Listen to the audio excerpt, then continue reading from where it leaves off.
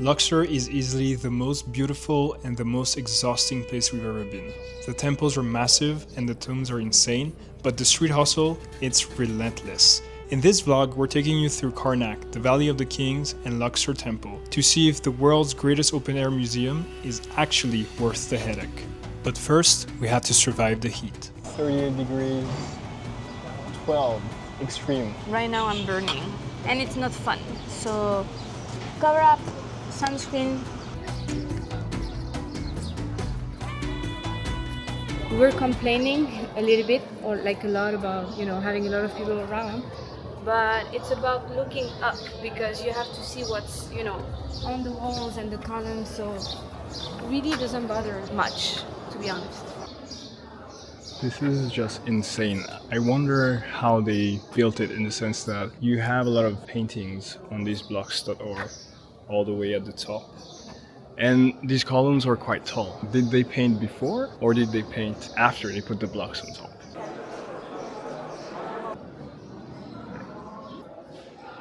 We're just staying on the side a little bit, taking some videos to show you what it looks like, but I don't think we're going to stay that long in that area because it's mostly a photo op for Instagram and social media at this point. We've seen incredible dresses. The flowy ones.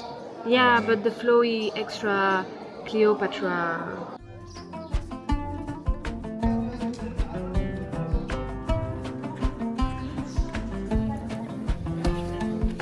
Air quality is not the best today in Luxor. It says unhealthy. So we might not make it. Might be our first and last country in our tour. Who knows? I think this is the kind of place where you need a guide. There's so much history and so much about everything here that you need to understand to fully appreciate it. Don't be like us, get a guide. We then went to a nearby restaurant called the White Garden. Merci. Thank you.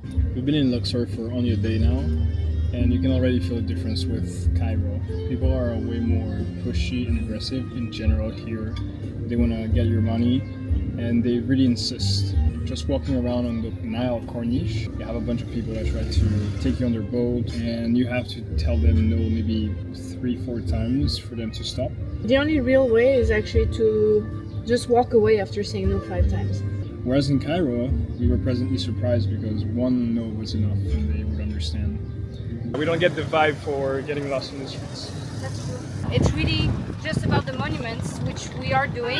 And it's great, but it's true that we would love to see a bit more of the city vibe, but it doesn't feel super appealing right now.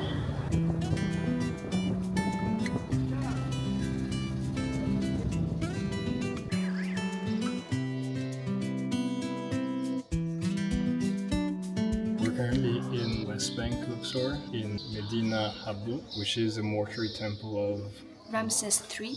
This one is our favorite so far, at least in Luxor. And I think it's because the colors are so perfectly maintained. I'm speechless. It's so cute. And later on today we're going to explore the Valley of the Kings. We have to film with this angle because you have to look up all the time, so POV for all of our friends watching this. It's the most, the cutest angle for us. Like, I don't know, it feels really different than the pyramids that are massive, but seeing all this art, all these walls that are carved and all these paintings all around, it gives such a special energy.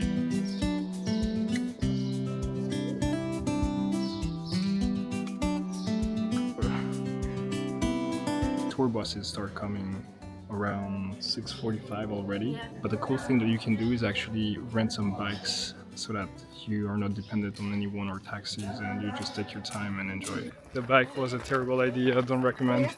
We just made it to the Valley of the Kings.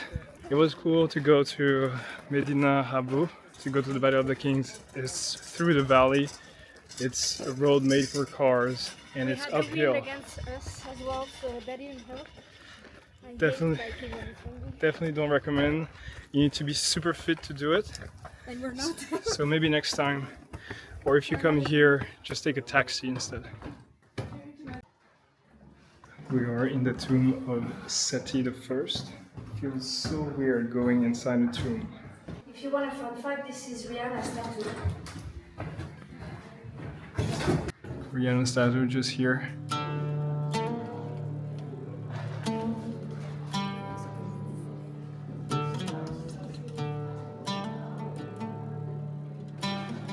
This is me, and this is Kim in another life. For sure, I should have been richer in that life because I couldn't be building those tombs. Seti was a tough act to follow, but the tomb of Ramses V and VI was just as insane. I mean, look at these colors. It's much nicer to go to the paying ones because you don't have anyone. That's why it's quite crowded. It's almost impossible to walk in some places. Kim's face says it all. And even though we're quite mindful about the budget, I would say that I'm really, really glad Rafa insisted to go see Seti I and Ramses VI and his nephew apparently, because first, the crowd was way bigger in the other ones. When we visited Seti I, we were basically alone, and the paintings were amazing. They were so bright, simply beautiful. And then Ramses V, it was a complete different style. Honestly, it felt like two different painting styles, but also really well preserved. And when we did the free one, not very well preserved, and a lot of people, and in my very humble opinion, I feel like when there's too many people, it's really hard to be able to absorb the place. So definitely try to buy a few of them, and please don't miss Seti I.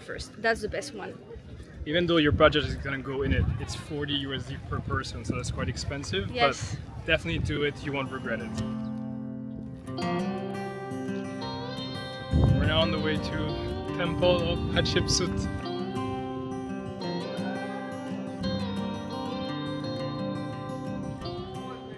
Honestly, we're not super impressed with that one. It would be impressive, it was the first thing that we saw, but after seeing the Medinet Habu and the amazing, insane tombs of Seti, We got spoiled. this one seems a little bit less preserved. You have a ton of blocks lying around and it's hard to visualize how it was in the past, I think. So that's probably why we don't feel like it's as nice as the other ones. One of the cool things about this temple though is that it's a female pharaoh. Yay! Her name and image were chiseled or completely erased from the temple by her successor. So she did this gigantic thing with a lot of statues and paintings, and then her successor just decided, nope, nobody's gonna remember you. And it's only until the 19th century that people actually realized that this temple was dedicated to her. Because even as a pharaoh, women are still oppressed. After that temple, we hit a few more spots on the West Bank before calling it a day and heading back home. Since we've been hiding here so much to escape the sellers and the anxiety, I figured we might as well show you the room. This is what $25 will get you in Luxor. So we first have the kitchen. One thing that's amazing is this thing, because we needed to do laundry so bad. We did already 5 in 2 days or 3 days. Then you have a big shower, which is also very rare because usually you have the shower above the toilet. A pretty big bedroom with an area to work with good Wi-Fi. This and 2 beds. The beds were separated, but we put them together because, yeah, we like to sleep next to each other. We also hit Luxor Temple. Honestly, not our favorite, but here's a quick sneak peek for you anyway. So final verdict, is Luxor worth the headache? Honestly, the sights are insane. But if we did it again, we'd definitely book a tour just to have someone else handle the sellers for us. Otherwise, it's just a lot to deal with. Regardless, at the end of the day, it's better if you decide for yourself if the trade-off is worth it.